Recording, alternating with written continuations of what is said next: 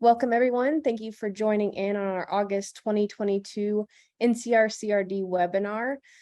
Today we are joined by Lindsey Scalera, who will be sharing how we work together supporting local and regional food systems through collaboration. Lindsey is from MSU Center for Regional Food Systems, and I'll let her talk a little bit more about herself instead of me introducing her. If you could advance to the next slide for me, Lindsey. So we want to share with you also, we have September's webinar booked, and we're really excited. We're going to be talking about federal programs for rural entrepreneurs in the North Central region. And so we've got a great lineup for that webinar as well. We have North Dakota, Ohio, Wisconsin, and Nebraska represented in small business administration, so SBA, and also USDA rural development. So that'll be a great discussion. They're going to give a presentation at the beginning, and then we'll leave a lot of time for kind of a panel discussion and fielding questions and things like that. So without further ado, I think I'll hand it over to Lindsey. If you have questions throughout the webinar, feel free to drop them in the chat, and I'll try to help field those to Lindsey when we have some good breaks in conversation. So take it away, Lindsey. Thank you so much. Now I'm not muted. Thank you so much, Renee. Thank you. Thanks everybody for coming. I'm really excited to be here to share with you a little bit more about the Michigan Good Food Charter and food system plans in general. And the way I want to do that, I'll talk a little bit about myself in a second, but I do want to share a story about how we go from idea to action, talk a little bit about some background on food system plans and what our approach is in Michigan, talk about some of those challenges, both food system challenges and challenges to working together, as well as some takeaways that we've been kind of reflecting on over the past 10, 12 years. And I have definitely saved time at the end for questions and discussion and a little bit of interaction in the middle. So let me go back and introduce myself. So like Renee said, I work at the MSU Center for Regional Food Systems, Michigan State University. My title is Community Food Systems Collaboration Specialist, and I really was brought into the team in 2018 to work on what I like to call stewarding the process to update our Michigan Good Food Charter. So we have very recently just completed that process, and it's been quite a journey. And I'll tell you a little bit more about our original charter as well as our updated charter. But I wanted to share a little bit about myself too and my background, because I think I have had the unique sort of privilege to be in a few different spaces and interact with our charter before I was, asked to kind of play this role. So I started out actually in food systems working on a small garden in Michigan, a community garden in Ypsilanti, Michigan, Southeast Michigan. That kind of opened up some different opportunities. I had the opportunity to do some youth education in gardens, as well as working with adults in education and food systems. I also have a background working with the National Sustainable Agriculture Coalition on doing some federal farm and food policy outreach and grassroots organizing, primarily around the Farm Bill, but also the Child Nutrition Reauthorization Act and FSMA when the rule setting was happening for Food Safety Modernization Act. I've worked in a fast food restaurant. I have also had the opportunity to help work on local food procurement with hospitals and other institutions. And I was formerly a co-lead of our Michigan Farm to Institution Network.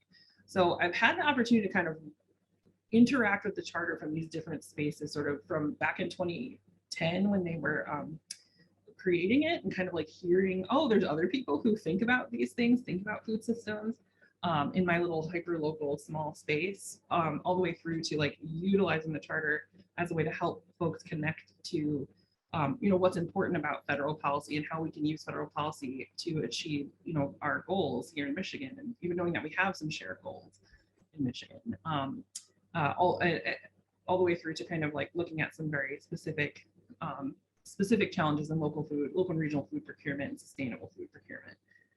So that's kind of a little background on me and why I am a little bit obsessed with the charter. So because I've been using it, and that's kind of the point. So I want to start with a little story though about how we go from idea to action with the Good Food Charter.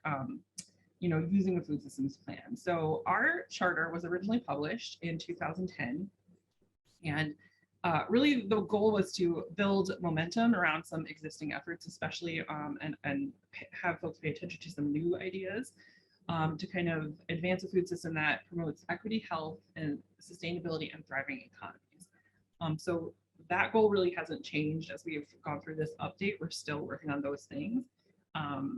But the charter was a way to kind of capture some of those ideas and drive some attention to them. One such idea was this. So it said simply, this is our agenda priority number 12, implement a reimbursement program to provide an additional 10 cents per school meal as a supplement to existing school meal fund in order to purchase locally grown fruits and vegetables. So a relatively simple idea, add an extra 10 cents per meal to help food service directors, nutrition directors at schools buy more local. So I have a little timeline for you to talk about kind of how this idea evolves over time and where we're at with this now. And you may already be familiar with this program, but so hopefully if you are, this is not super boring. I think I want to try to put this story into context of like all the different things that were happening. So we have this agenda priority that gets put into the Good Food Charter. And within a couple years, one of our partners up in Northwest Lower Michigan, a nonprofit partner, they're now known as Groundwork Center for Resilient Communities, they started a regional pilot with this program. So they started a 10 cents a meal pilot up there. They did their own fundraising for it. So private philanthropy helped get it going. It took a lot of organizing to get the schools involved, and we were able to see some results from that. That caught the attention through some advocacy and relationship building and things of several of our legislators, and it was put forward to create a regional pilot in Michigan back in 2016. And so year over year here we've been able to continue to expand not just the funding of that pilot program, now a statewide program, but also kind of what the program does as things have evolved. So it went from a regional pilot, just a couple of spots in Michigan, to being open to a statewide program. The funding was increased over time, and we actually recently found out that we've secured $9.3 million in funding from our state government to continue to expand it, do more with that money. We've involved early childhood or early care and education sites, and not just K-12 schools. And I think it has a bright future, we feel. Also, over the years of doing that, we've connected with other states, who are trying the same things, who have had their own timelines of how things have gone. And this has driven some interest in having a national scan of these programs. And I think that's just getting started this year. So hopefully we'll have some more information kind of more broadly coming out. Now, as all of that's happening, I think there's a lot kind of behind the scenes. It didn't come out of nowhere. There was a lot of advocacy, communication, partnership, and I think it's really interesting, the kind of wide array of partnerships that have helped an idea like this come to life. So you not only have sort of the nonprofit partners kind of pushing this idea, but you also have farmers involved. You have school districts and all the different stakeholders there. You have legislators. We have a very, very supportive State Department of Education involved here, and that's really just even feeding into what we're able to do with the 10 cents a meal program. In the meantime, we also had, and we're building on different networks and programs in the state to help build up the capacity of folks to supply the schools. So not only we're growing the demand, but we're also trying to help support the supply chain side of things. So a couple of examples of some networks that evolved around that that are all related to charter work. There was already a Michigan Farm to School network that had formed in Michigan. A lot of folks, practitioners, and supporters who wanted to see farm to school happen in Michigan, however that was going to look. So I think some of those relationships were already there by the time the charter was published. Growing out of that, as well as some farm to hospital work that was happening in some other spaces, we created the Farm to Institution Network. A whole separate sort of parallel timeline, but related, is our local food council network that officially launched in 2015, our food hub network. We had a group gap pilot. We were one of the states that had group gap pilot up in our rural Upper Peninsula, looking at how can we increase the ability of small farmers, small and mid-scale farmers, to be gap certified to sell into places like schools or the different supply chains that lead to schools and other institutions. So there was a lot going on, and I always tell people, like, it's trying to understand what we've done in Michigan is kind of overwhelming, but it really is a slow burn, kind of a long history of building trust, building relationships, building connections, and looking at, so being intentional about how are we all interconnected, how can we help each other. That's very much our atmosphere here. So I think I say all of that. Let's see. Whoops. This is just a summary of what I've been saying, but so while the 10 cents a meal program was evolving and has been evolving over time, we've been kind of cultivating those relationships. We call it our collaboration infrastructure. We'll talk a little bit more about that later. What other things have been springing up from the charter? So we've been, like I said, building that demand for farm to institution, but also growing the supply and cultivating those connections. Growing capacity for good food advocacy, a huge component of why we were able to see this expansion in funding. Not only is it a successful program, but I think we also were able to engage our local food councils in spreading the word, sharing the information, talking about, making relationships with legislators, and making sure that their legislators know that this was a successful program, that this statewide expansion was needed, that it would help more folks. So that advocacy was really important and remains important. So growing that capacity for good food advocacy, and very important to support smaller farm and food businesses to start and scale up as appropriate to them. And so there's some different efforts throughout Michigan. And when I look at this list, I think of, I've got some bullets here. There's so many more folks who are engaged in all of this throughout the state. And like I said, my background gives me this sort of privilege of having this bird's eye view of how different things were kind of operating as we went along. So that was to sort of illustrate how an idea kind of goes from being in a food systems plan to action to implementation and sort of an actual policy getting passed and seeing some changes here. So, so let's take a little step back. And please feel free to throw questions about 10 cents. I will do my best to answer. If I can't answer, I'll let you know who to connect with.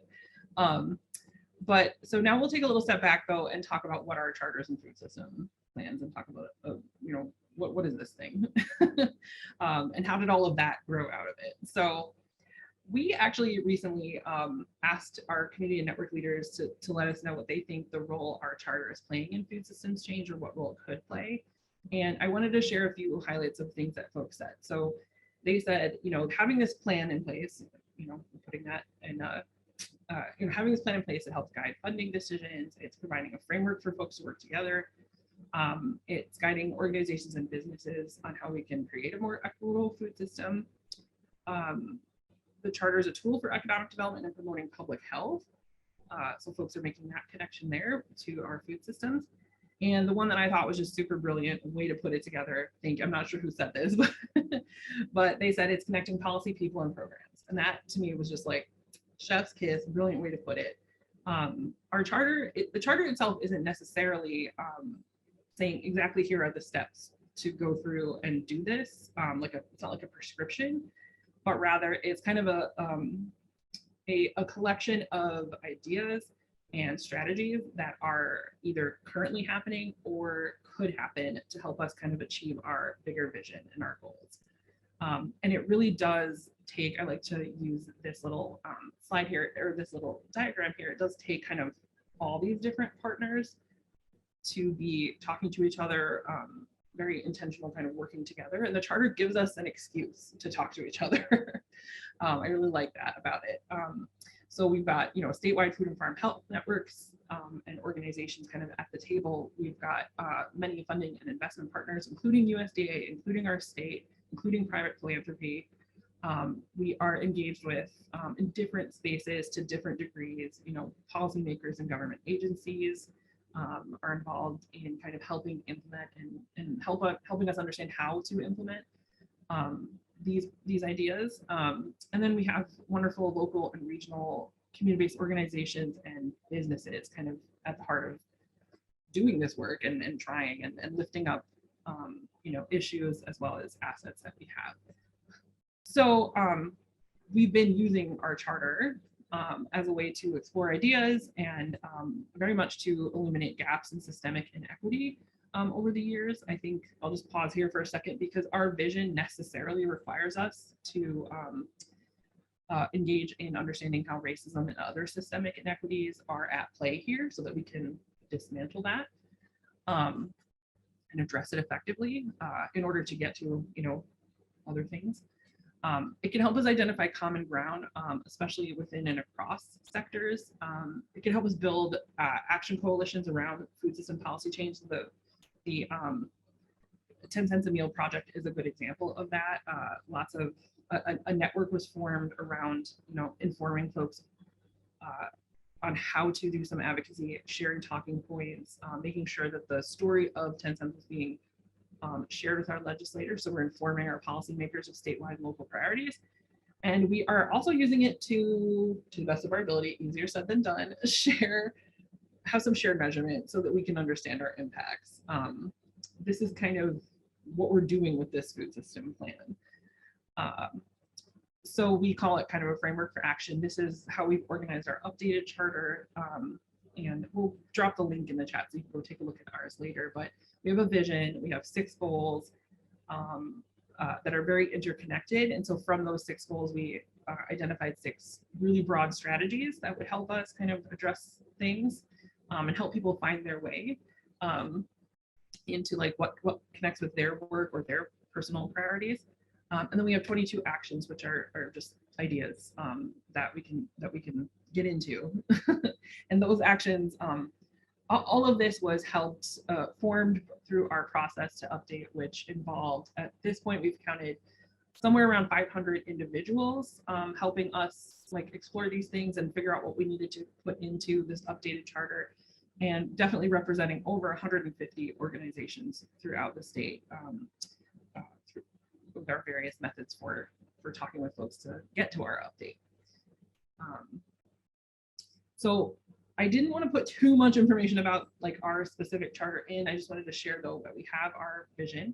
And so our updated vision is that Michigan has a thriving food economy distinguished by equity, health, and sustainability. And really our charter is calling for systemic change. And we're hoping that we're making sure that food systems ensure food's accessible to everyone. And there's some specific ideas around that.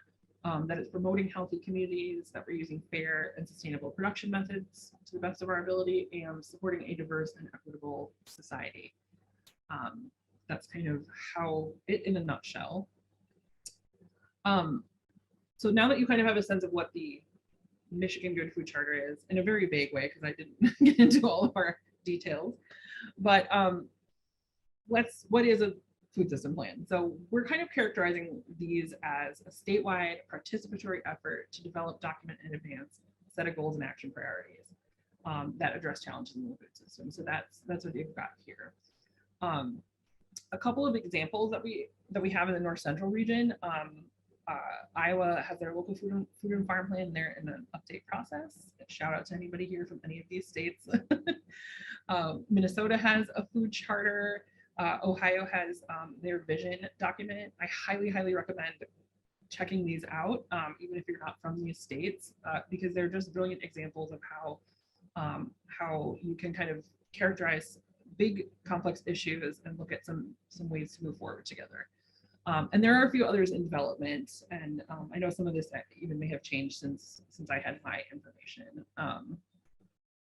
We did a scan last summer, so as of last summer, this was true.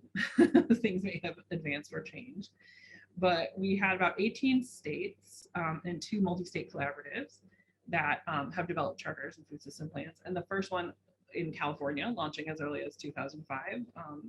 And there's about 11 plans in development as of last summer. And that's not counting the ones that are in redevelopment.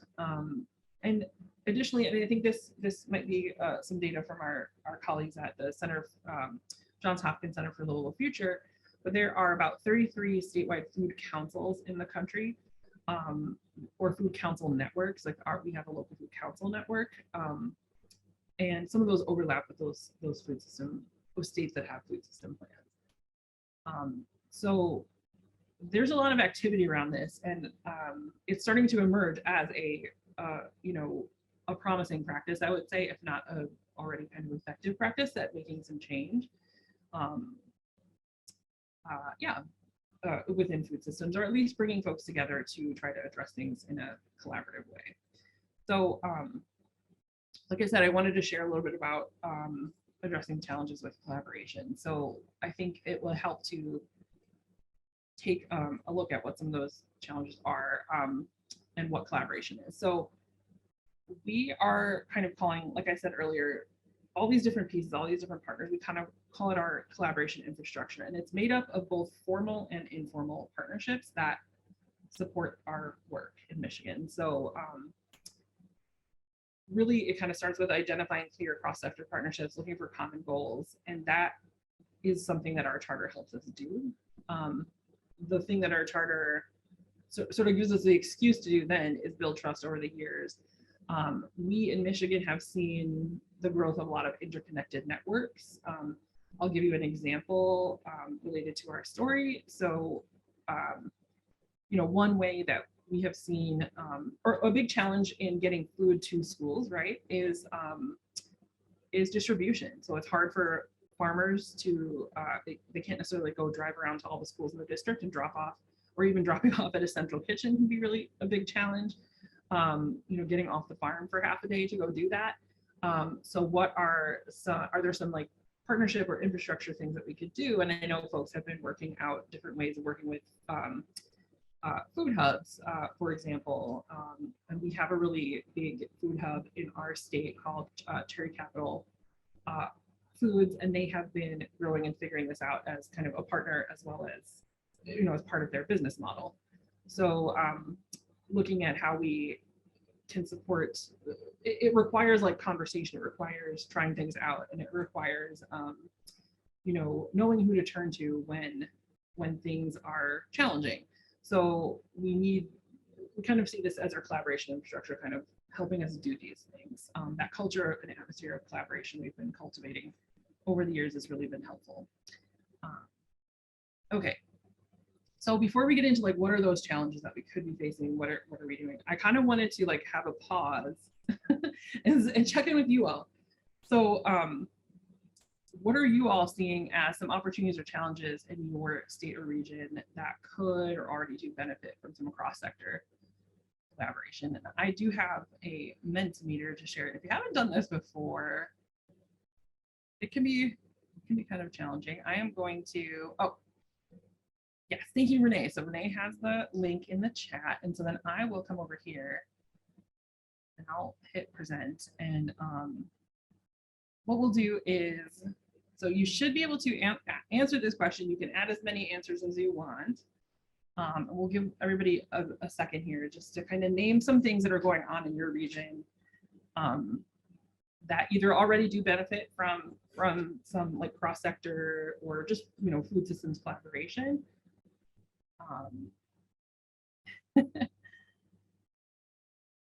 Or could benefit even more. Oh, beautiful. Okay. So I'll read these out. If anyone's having trouble, please feel free to put your answer in the chat. We'll try to keep track of that. So I'm going to read some of these off. We've got, collective purchasing and distribution.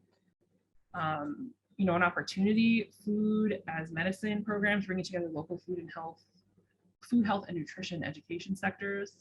Love it.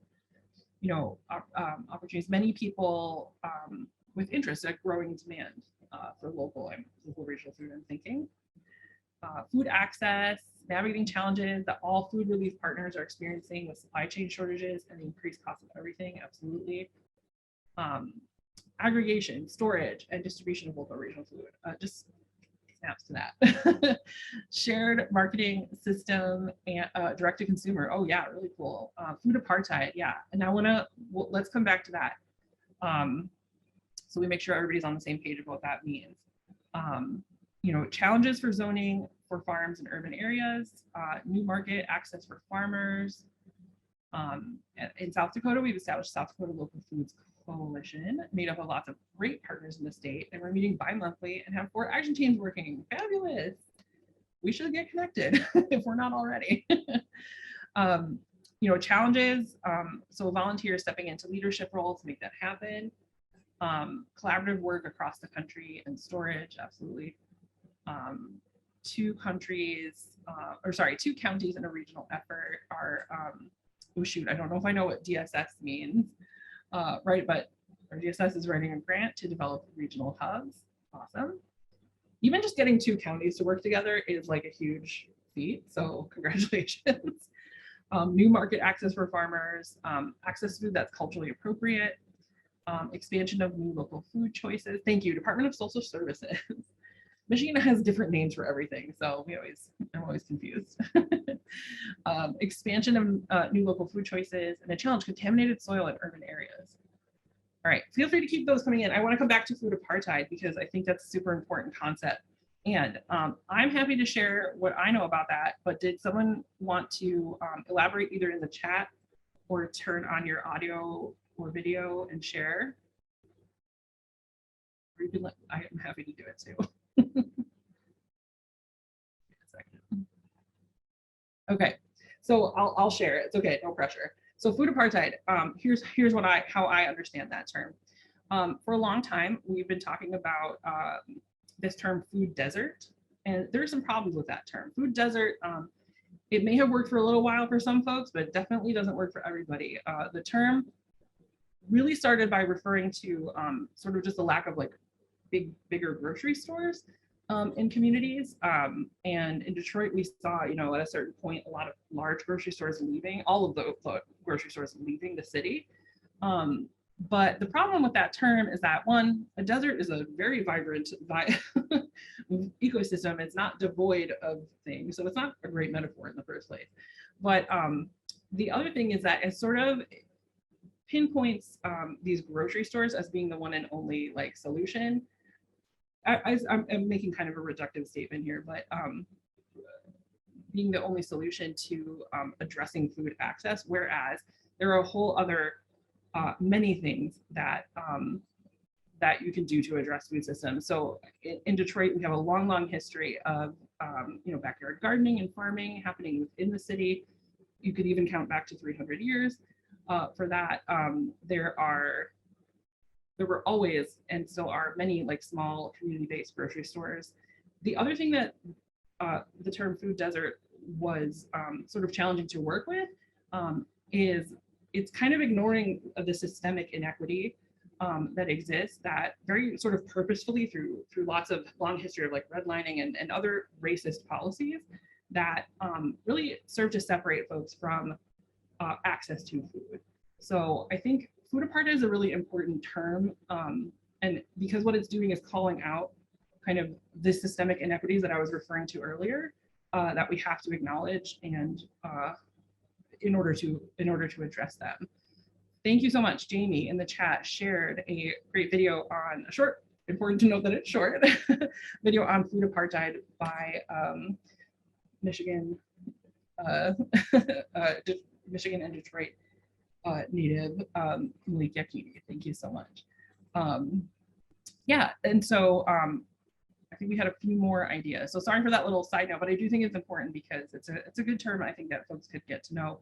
We talk a lot about too, and I know Malik does as well, in our charter about trying to push folks on understanding and ourselves understanding, food sovereignty and how food sovereignty can be a strategy for better food access, and also thinking about food access in a different way. Oops. So I wanted to highlight access to food that's culturally appropriate, culturally relevant.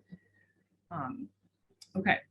We'll just continue on just sharing some of your challenges and things. So an opportunity to establish like not-for-profit grocery stores as a question. There's an idea.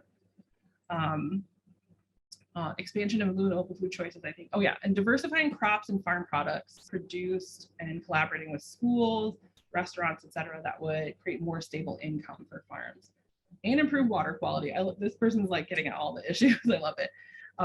Challenges, you're in a very heavy dairy area, so it's hard to switch farmers to new ideas. And I think that that's true for a lot of folks. So making transitions, especially when it's your livelihood, very difficult. And so I'm going to switch back here to our thing here. So I like to always, this is like a little sandwich compliment kind of thing. I don't know.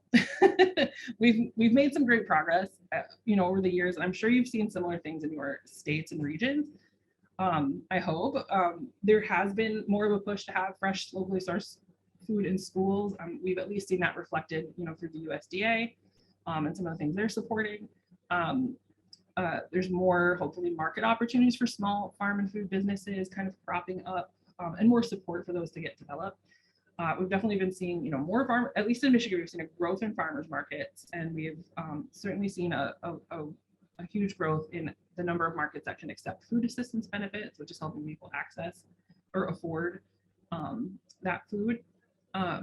Lots of federal and state programs investing in small and mid-sized farm and food business training and TA resources, more and more resources dedicated to increasing access to healthy food and making connections between food and health. I was really glad someone mentioned that. There's a whole section in our charter. We have a whole topic area on the connection with food, health, and nutrition. So I think we've seen some good changes, but as we know, there's a lot going on. Like, food systems are very complex. There's still a lot of problems. This is a slide just to share kind of how we are framing the food system in our, thanks for more, framing the food system in our charter. Please feel free to put more resources in the chat for any of those, the things that were brought up, if you have those. I think that's great. How we're framing food systems. So a lot of times we see this food supply chain diagram, and sometimes it's a circle like how we have here. Sometimes it's a kind of a linear thing. I did a lot of research on this when we were writing the charter. I've seen a lot of webs and network looking things, lots going on. But really what we're looking at there is the food supply chain. And it's also, I think what our charter, our food system plan can help us do is sort of see the embeddedness of that. That's kind of a funky term, but like see how that food supply chain is connected to ecosystems, are connected to people, it's connected to policy. And we are the ones who get to shape what that policy looks like. So the impacts that we can have in these different areas and across them really is up to us to get ourselves together, figure out what our priorities are, and kind of organize around that. So that's what the plan can help us do. But just touching on some of those challenges, some of the impacts. So we have heard from our folks and seen over the years still some challenges with that infrastructure. I think you guys named a lot of these things.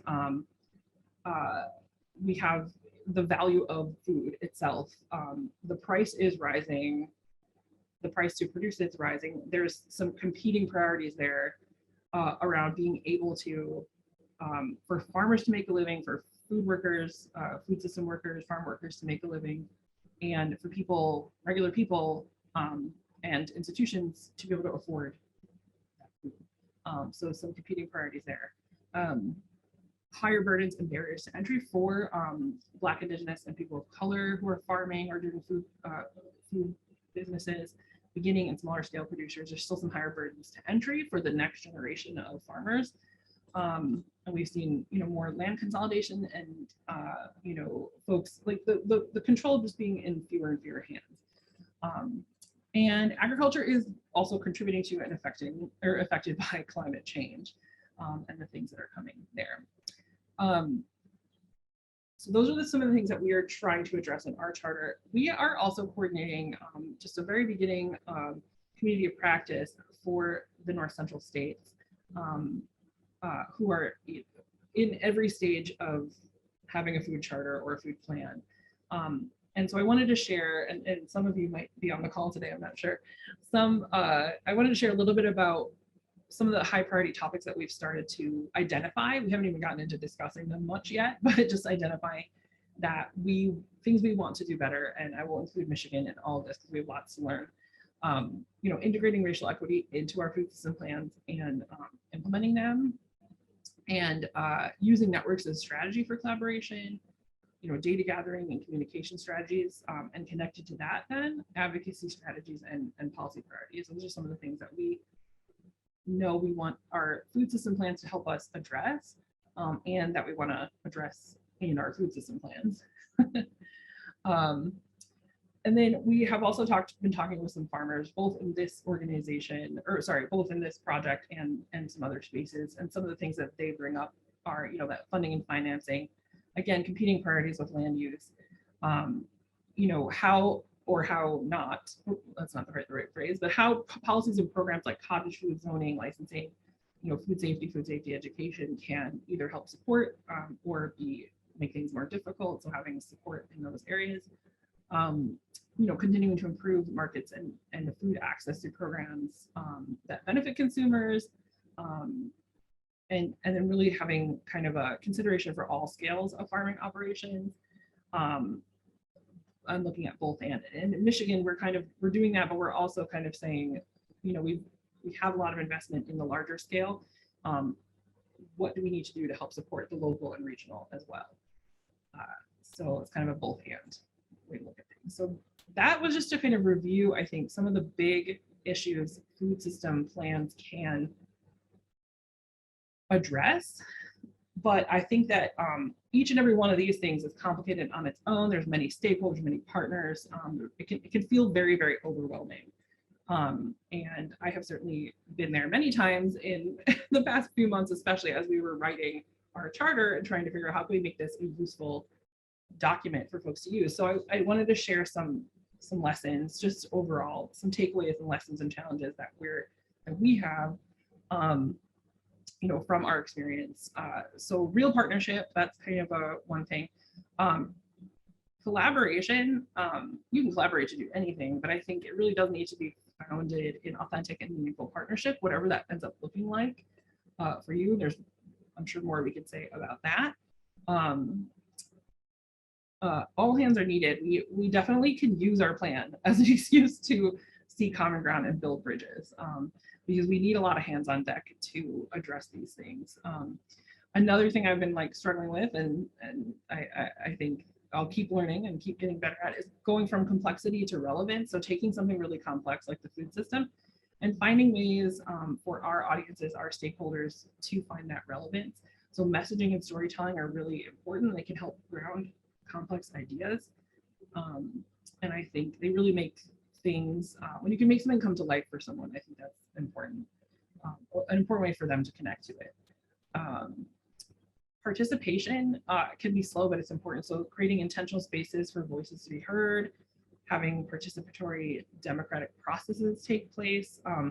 Something I know we're going to try to address moving forward is how do we have, we like to call it multiple on-ramps for people. So how can people engage in the charter, even if it's not, just the usual crew who it's their job and they get to do this for their job. How can we make sure people who are impacted most by these policy changes or policies and programs have an opportunity to somehow engage in this? And what would they actually want from that experience? Creating some space for coordinated action is important. Something we want to work on moving forward. The coalition building around that coordinated policy action to raise the volume on some key issues. We have not had a state food policy council in our state since I think 2015, when our former statewide food policy council went away. So we're looking at how can we build something like that up again, but have it be resilient, have it be participatory, that kind of thing. And another challenge / lesson is kind of going from the individual champions engaged in the work to embedded systems change. So something, you know, at a more of a transformational level, because, you know, with the farm to school example, for example, you have a wonderful food service director who's like, yes, I want to do this. They don't really take no for an answer. They get this program set up. If they, you know, retire or move to another job, you know, what happens then? So having champions is crucial.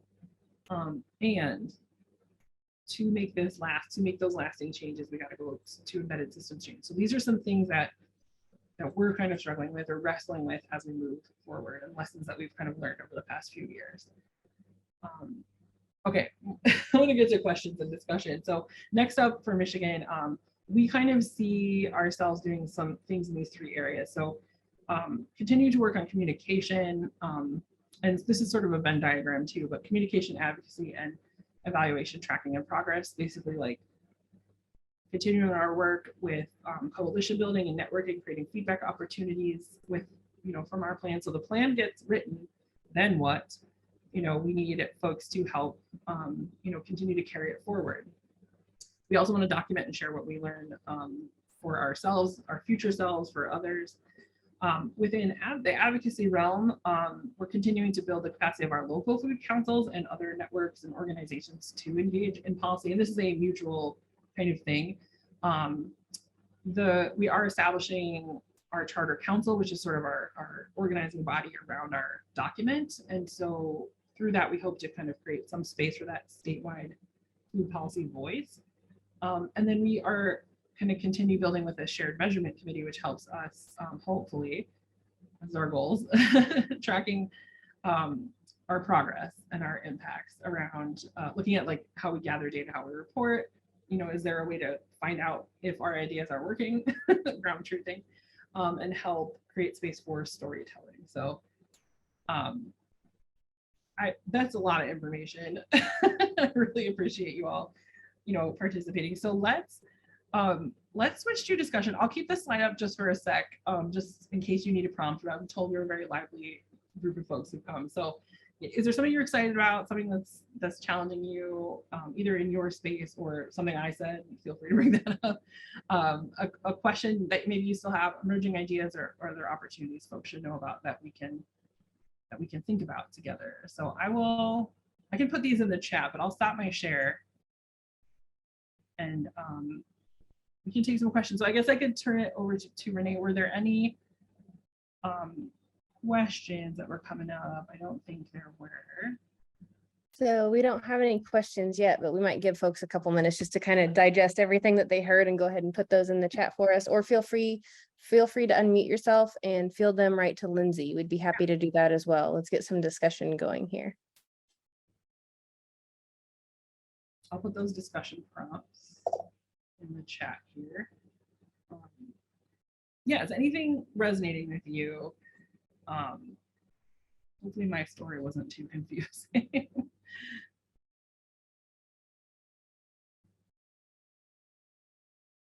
Give folks a second. And I'm happy to go back to anything too if you wanted some more information.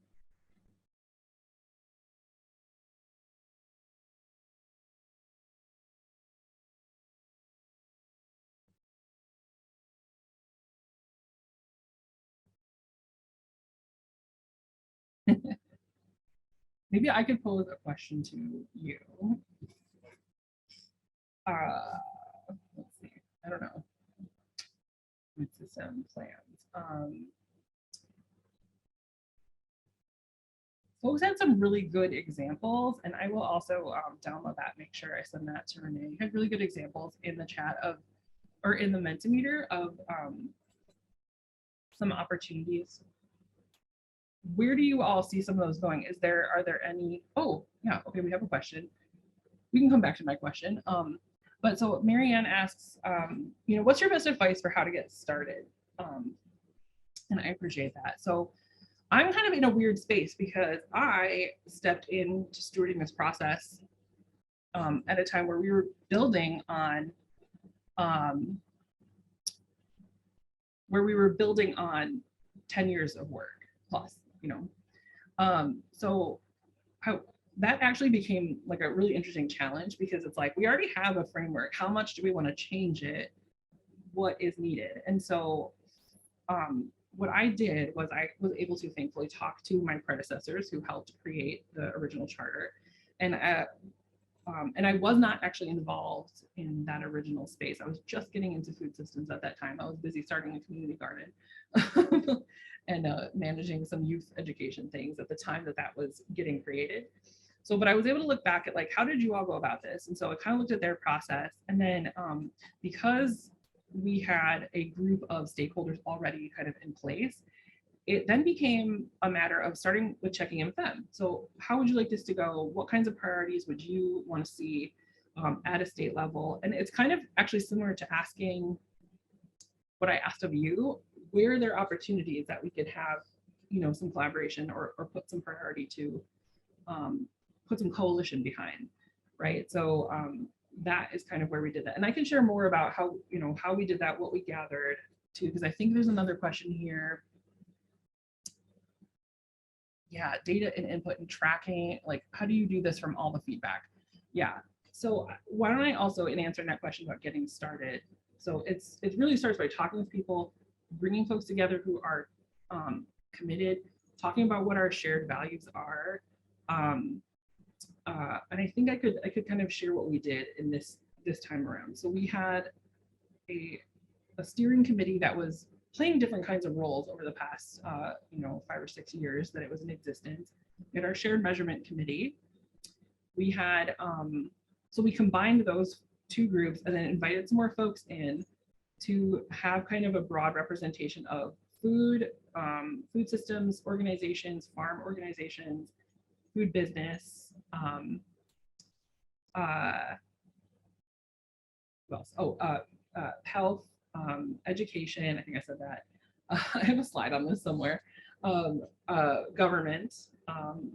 Occasionally there were folks who are funders who were at the table. We have some really good questions coming in. So we had a group come together,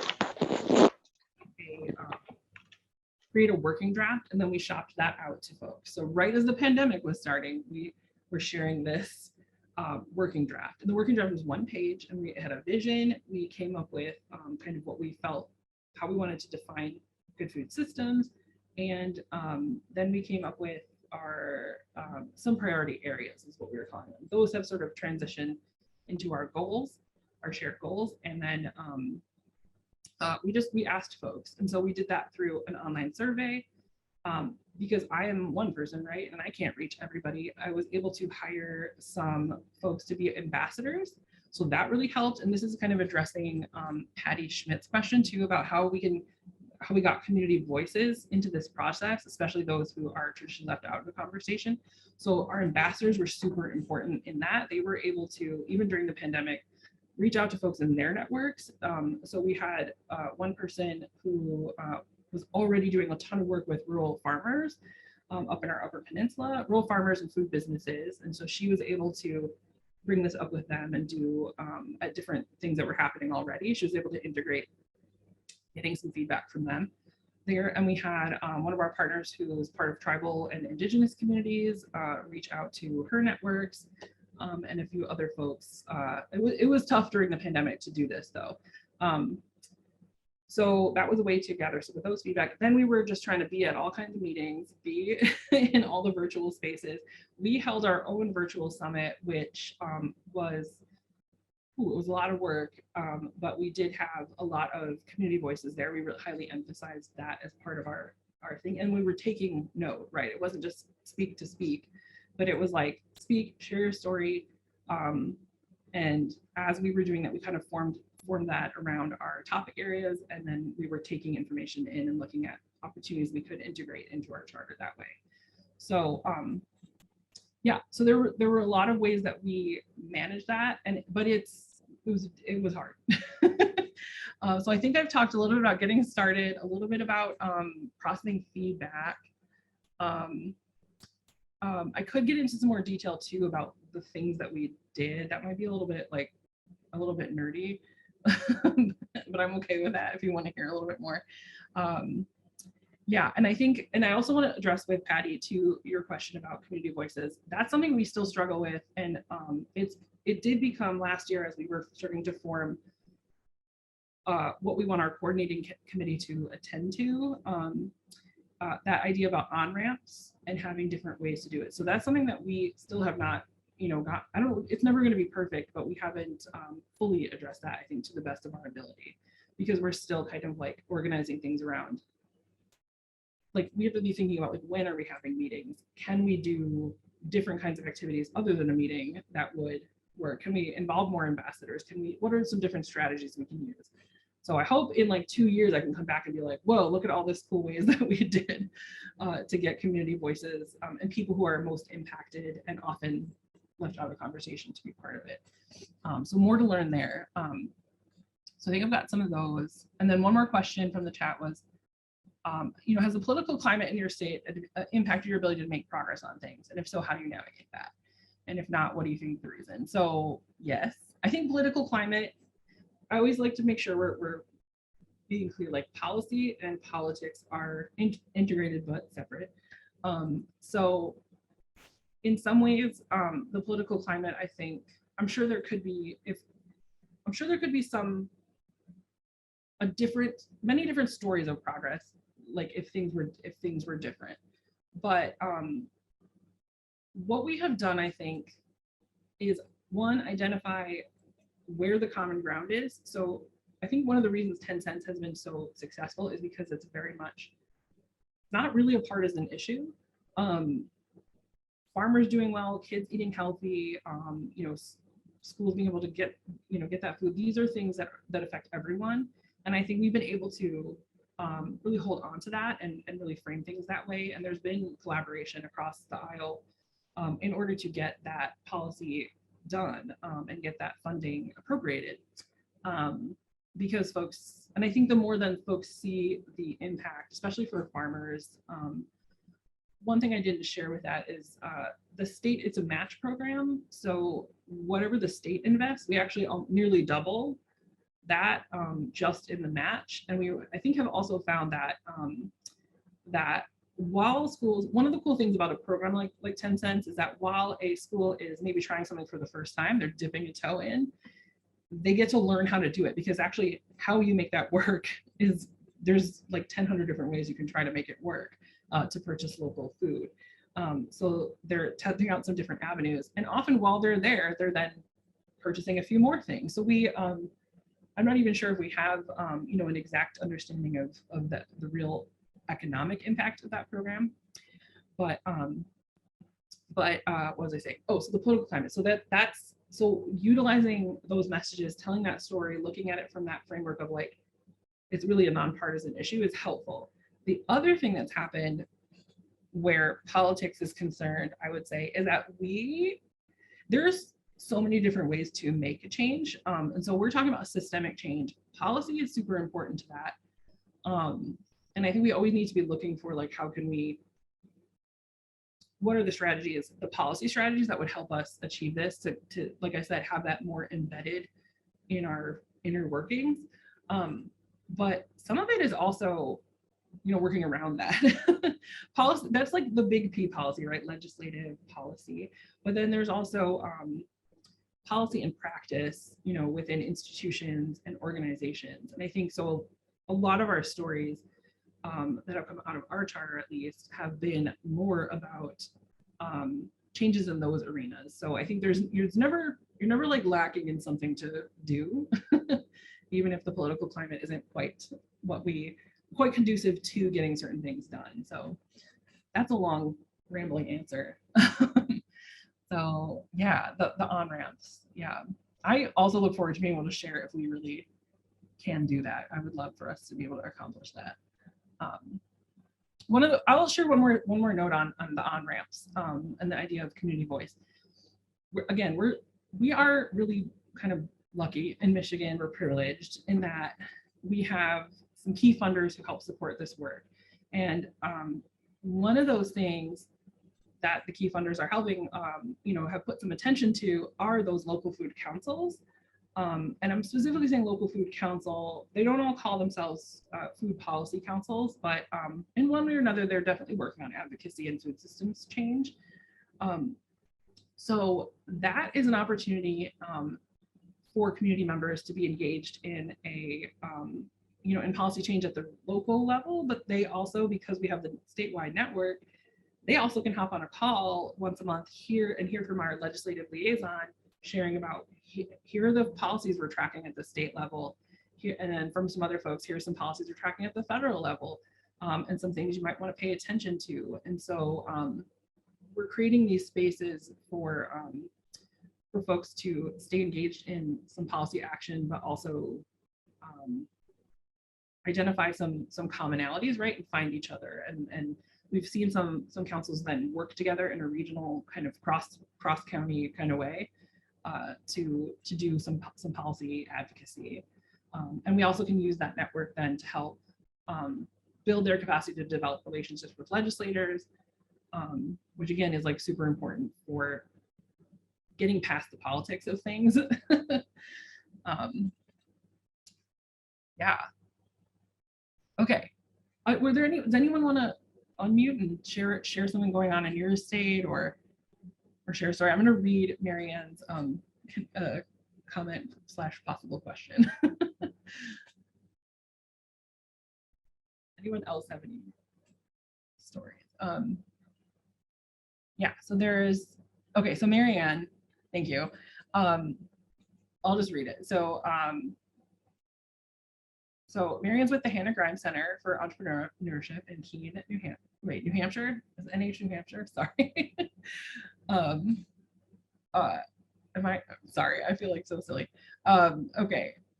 So that they're hosting a radically rural summit. That sounds awesome. September 21st and 22nd, they're gonna have a roundtable exploring how to unify your independent farm and food entrepreneurs into a visible growth sector. I'm not even sure I understand what that means. And you said, yes, it's a mouthful. So the goal is to get input and ideas in order to have like a full session on the topic in the 2023 summit. Do you want to share it? I know I'm reading your comment. Yeah, I can save you from that. I'm sorry, I was having a hard time finding the unmute, but yeah, really great session. It's so impressive what you've done. And, we have a state that has no income tax. And so we have almost no central government, but it's amazing. I hope you know how lucky you are to have a state that can support a lot of your stuff. I joined today because we have the Radically Rural Summit is coming up. It's our 5th annual. It is a national summit, so we do have people coming from all over the country, and we have 7 different tracks. One of them is farm and food, and one of them is entrepreneurship. And then there are others, but we are putting a toe in the water this year about how do you build a visible and viable farm and food sector. And so we're just doing a lunchtime roundtable on this year, but we're hoping to make connections like this and get ideas at that session, that roundtable, in order to build a more robust full session for next year's Radically Rural Summit. So just, I put my email in there. It's mak@hannahgrimes.com. If anybody's interested in contributing ideas to that, or, being involved in some way, be very happy to hear from you. We take, we're coming from an entrepreneurship point of view. So we have created 2 7-week programs, one for food entrepreneurs, one for farm entrepreneurs. And we are developing guides that will be, we can share freely, but it's, business support for these entrepreneurs. But then also as part of that, really do want to connect with all of those other groups that you were talking about, and, be collaborative and trying to really, we have manufacturing sectors, we have retail sectors. Why can't we have food sectors? And why can't they be healthy and grow? And I do see some momentum in those sectors. We had just a burst of local food buying here because shelves were empty, and then all of a sudden they're like, oh, we should really support our local food system, just in case we actually really need it. It's not just nice and tasty, but it feeds us. And then I think, high energy prices is going to make shipping foods longer distances less competitive, therefore making local food more competitive. So that's kind of, the background and what we're hoping to accomplish. Well, I'm definitely going to check that out. Thank you so much for sharing the opportunity. I did ask if other folks have other opportunities you want to share to connect in the chat. How are we on time here? Are we a little bit over? I can't remember. So I think we have it blocked off for another 29 minutes. If people have discussion and questions, I think we can continue. And if people need to leave, then we understand that as well. Yeah. Okay, good. I forgot this went a little bit longer. Yeah. Okay. And I think some of the things you touched on there, Mary, and the energy prices, being prepared for crises. These are some things that we absolutely captured in our charter as things, places to put some energy to. I think we have it just sort of as a recommendation to that making that connection between having strong local resilient regional food systems is one way for us to be more resilient in times of crisis, economic crisis, as well as climate or public health crisis, as we saw. So yeah, I think just double check that we captured some of these things that you all asked about. Something was coming up for me in my mind. Oh, yeah, we are lucky. I think we're privileged, I would say. Like, I don't know about luck, but we're definitely in a privileged position in Michigan. Another thing that helps enable us to do some of these things is those, as I mentioned, like funders that have been in this space, like dedicating time and space to that. And, that's the nature of this kind of work. We don't always know where that's going to come from, but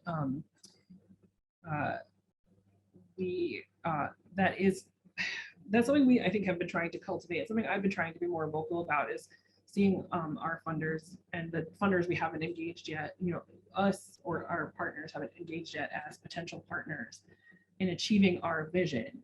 And so the other thing that this food system plan can help with is communicating about that. I know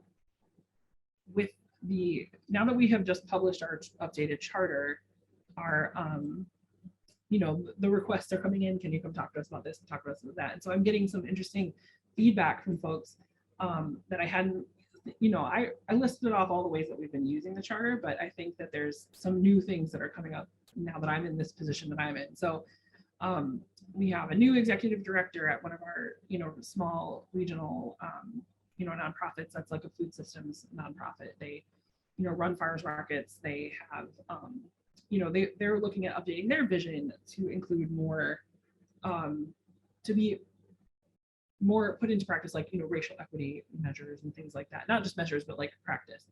And so they were sharing with me that the charter could help. I was talking with one of the board members, that the charter could help, frame that vision for the rest of the board, frame that vision then for,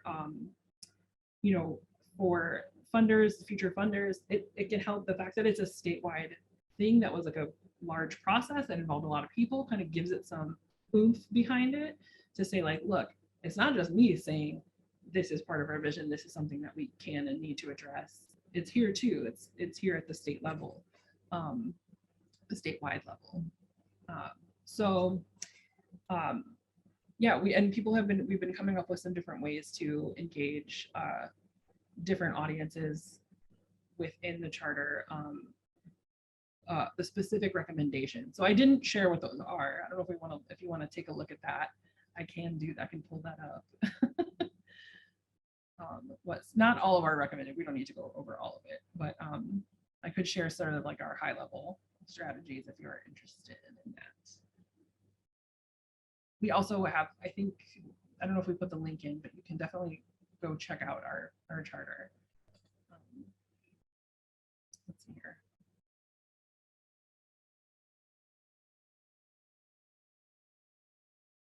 Pull up a couple things. Other questions or comments or experiences you have in your space?